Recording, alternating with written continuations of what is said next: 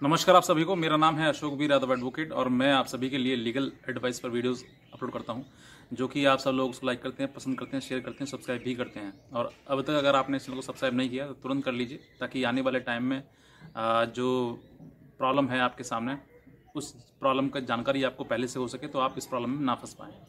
तो आज हम बात करते हैं, एक हमारे ही सब्सक्राइबर हैं जिन्होंने हमसे सवाल पूछा है। उन्होंने ये पूछा है कि क्या सर जो ब्लैकमेलर है हमारा वीडियो बनाकर हमारे ही फेसबुक फ्रेंड्स को भेज सकता है या फिर नहीं भेज सकता है। तो इसी सवाल का जवाब मैं आपको इस वीडियो में दूंगा। आप लेकिन शुरुआत से लेकर अंत तक जरूर देखें, ताकि छोटी छोटी चीज़ें आपको बीच में कहीं स्किप ना हो जाएं और जिस वजह से आप किसी बड़ी प्रॉब्लम में फंस सकते हैं। तो बेहतर है कि आप पूरी वीडियो को देखें और अंत तक देखें। लेकिन उससे पहले आपसे ये भी गुजारिश करना चाहेंगे कि अगर आप इस पर चैनल पर नए हैं तुरंत सब्सक्राइब कर लें और अपने दोस्तों या फ्रेंड या जो भी आपके व्हाट्सएप ग्रुप वगैरह हैं वहाँ पर आप इस वीडियो को जरूर भेजें, ताकि और भी जो ब्लैकमेलिंग में फंसने वाले विक्टिम हैं वो भी इस चीज़ को जान सकें और जिनके मन में ये सवाल होता है इस प्रकार का, उनको इस सवाल का आंसर मिल सके। तो बहरहाल आज हम बात करते हैं, यही जो हमारे सब्सक्राइबर हैं, ये जो सब्सक्राइबर हैं ये जम्मू एंड कश्मीर से हैं। तो वहाँ पर ये जो थे, ये बेसिकली जो व्यक्ति है, जो सब्सक्राइबर हैं हमारे, वो एक सोल्जर हैं और उनके साथ इस तरीके की ब्लैकमेलिंग हुई। क्योंकि घर परिवार से अपने दूर रहते हैं तो सोशल मीडिया ही है जिसके सहारे पर खाली समय जो है वो व्यतीत हो जाता है, अपने घर परिवार पे से बात करना।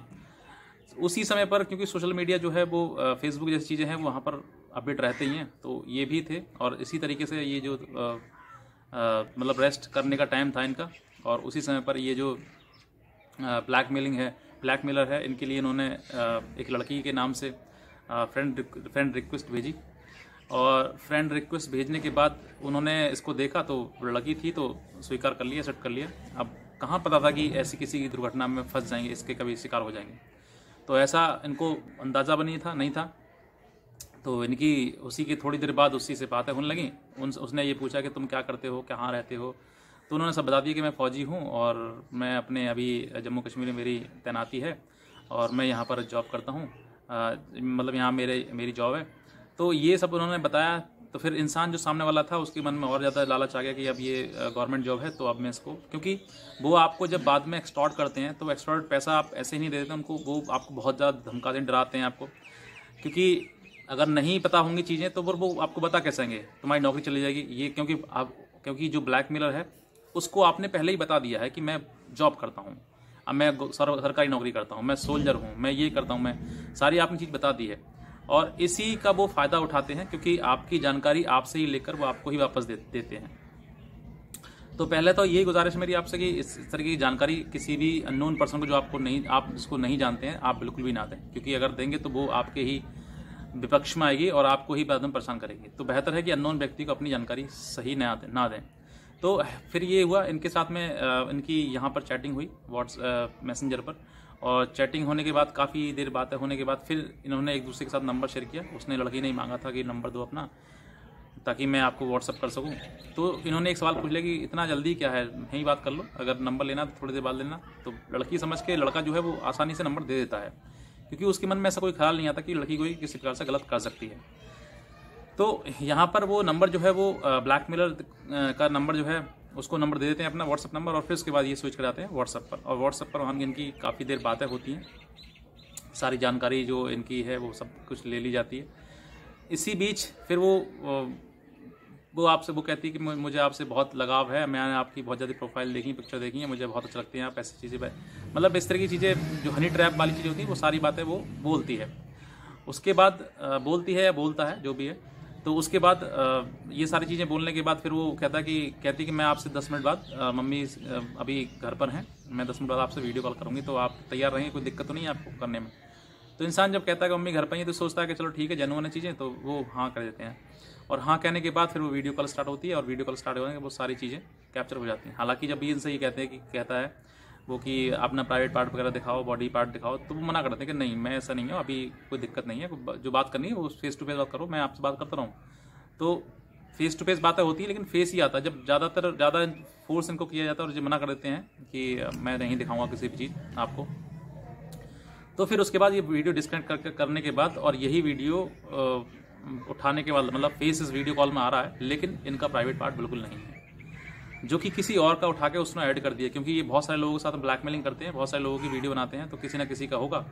उसने वो वीडियो क्लिप जो थी, मतलब प्राइवेट पार्ट वाली जो वीडियो थी, वो क्लिप थी, वो किसी और की इनके वीडियो में जोड़ दिया, यानी कि दोनों पार्ट्स को वो ऐड कर दिया। अब कोई व्यक्ति, अगर अननोन व्यक्ति जो उनको नहीं जानता है, और हालांकि चीज़ें सेम ही होती हैं, लेकिन अगर कोई नहीं जानता है तो वो व्यक्ति जो है इनको देखकर यही कहेगा कि आप ऐसे काम करते हैं, क्योंकि फेस आपका आ चुका है और बॉडी पार्ट्स जो नीचे का जो है वो किसी और का जोड़ दिया गया उसमें। लेकिन शुरुआती दौर पर तो आपका ये हो, तो फिर अंत में वो ऐसा कोई भी इतना नहीं देखेगा, लेकिन जो अननोन व्यक्ति जो नहीं समझ पाएगा, जान पाएगा, तो फिर वो जो है वो उसी का समझेगा जिसके साथ में वो फेस दिखाया गया। तो ये इनका साथ में हुआ। अब ये जो चीज़ें हुई वो फेसबुक से ज़्यादा हुई, तो इनके बाद काफ़ी इनके पास धमकियाँ वगैरह आई, और पैसा इन्होंने उसको ट्रांसफ़र भी कर दिया, लगभग 34,000 के आसपास। और उसके बाद इनको काफ़ी मतलब समझ नहीं आया कि, क्योंकि वो जो उसकी मांग थी वो लगातार बढ़ती जा रही थी। अब आप 5,000 रुपये दीजिए, ये होगा, अब आप यहाँ से डिलीट होगी, ये होगा, वो मतलब ऐसे करते करते उन्होंने 34,000 रुपये उनके लगभग ले लिए। लेकिन फिर भी उनका जो वो था, मुंह था, वो बंद नहीं होता, लेकिन लगातार उनकी चीज़ें जो हैं वो बढ़ती चली जा रही थी। तो इस चीज़ से फिर परेशान होकर फिर इन्होंने सर्च किया गूगल पर वीडियोस आई, जिसमें कि हमारी एक वीडियो आई, और फिर जो स्क्रीन पर नंबर देख के उन्होंने हमें कॉल किया। फिर उन्होंने हमें पूरी परेशानी बताई, फिर सॉल्यूशन दिया गया। ऐसी बहुत सारी चीज़ें। लेकिन अब यहाँ पर जो प्रश्न है इनका वो ये है कि क्या जो ब्लैकमेलर है वो वीडियो, जो मेरा वीडियो बनाया गया है, क्या मेरे जो व्हाट्सअप फ्रेंड्स हैं, वो सॉरी फेसबुक फ्रेंड्स हैं, उनको भेज सकता है? तो देखिए, इसका जवाब हाँ है। अगर वो चाहे तो आपके फेसबुक फ्रेंड्स को भेज सकता है। अब यहाँ पर चीज़ें क्या हैं कि बचना किस तरीके से है, ये चीज़ भी देखनी है आपके लिए। सबसे पहली बात तो ये है कि जब आप अननोन व्यक्ति के साथ में किसी की, पहली बात तो ये है कि वहाँ पर आप जो भी आपको अननोन व्यक्ति है उसको आपकी फ्रेंड रिक्वेस्ट एक्सेप्ट ना करें, फर्स्ट थिंग।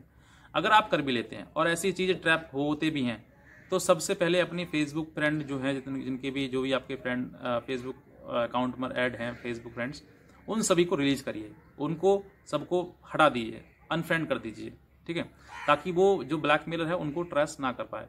लेकिन ये चीज़ें जो आपको मैं बता रहा हूँ, ये चीज़ें वो उसी टाइम कर लेता है जिस समय पर आपको अंदाजा भी नहीं होता कि ऐसी चीज़ें वो करेगा। तो ऐसी जिस समय पर आप उसको सोचेंगे कि अब मैं क्योंकि आपको पता लगा है, अब वीडियो कॉल बनने के बाद, मतलब मैसेंजर से व्हाट्सअप आए, व्हाट्सअप पर वीडियो बनने के बाद फिर जब उसने आपको ट्रैप करना स्टार्ट किया, उसने आपको ब्लैकमेलिंग आपके साथ करना स्टार्ट किया, तब आपको समझ में आया कि अब मुझे वो फेसबुक के जो फ्रेंड हैं, फेसबुक अपनी आईडी है, उसको डिलीट करना चाहिए, जो कि बहुत ज़्यादा देरी हो जाती है।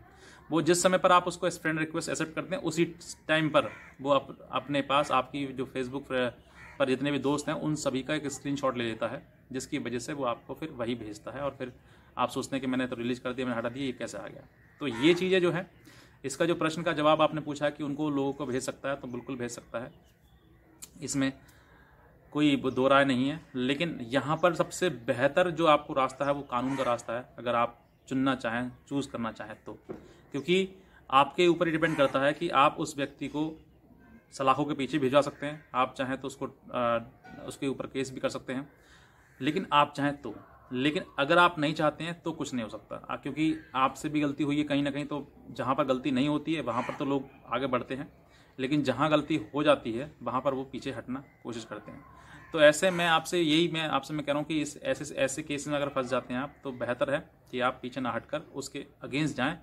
और दूसरा, जो भी व्यक्ति इस ब्लैकमेलिंग में फंस जाता है तो वो किसी ना किसी एडवोकेट की हेल्प जरूर ले। मैं बार बार इसलिए कहता हूँ क्योंकि आपका जो मनोबल है, जो डाउन हो गया है, जो गिर गया है, जो परेशानी में आके फंस के आप टेंशन में आ गए, उन सब चीज़ों से निकालने के लिए आपको कोई एक लीगल एडवाइज़र होना बहुत ज़रूरी है, ताकि आप सही स्टेप ले सकें, गलत चीज़ों से हट सकें। क्योंकि लोग ज़्यादातर इसमें फंसने के बाद सुसाइड का सोच लेते हैं, जो कि बिल्कुल ही गलत आपका डिसीजन है, कहीं से कहीं तक भी ठीक नहीं है। तो इसलिए मैं आपसे कहता हूँ कि आप ऐसी चीज़ों में अगर फंस जाते हैं तो आप किसी न किसी जो लीगल एडवाइज़र है या फिर कोई एडवोकेट है, उसकी आप ज़रूर मदद लें, जो कि साइबर क्राइम से मतलब रिलेट करता है, वो एडवोकेट। तो बस इतना ही कहना चाहूँगा। बाकी आप सब लोग इस वीडियो को ज़्यादा से ज़्यादा शेयर करें, और अगर आप इस चैनल पर नए हैं तो तुरंत नीचे जो लाल रंग का बटन दिया हुआ उसको तुरंत प्रेस कर दें, ताकि आने वाले टाइम में आपके लिए एक नई जानकारी मिल सके और आप उस जानकारी से जागरूक हो सकें। तो बस मैं इतना ही कहना चाहूँगा। बाकी आज की वीडियो देखने के लिए आप सभी का बहुत बहुत धन्यवाद।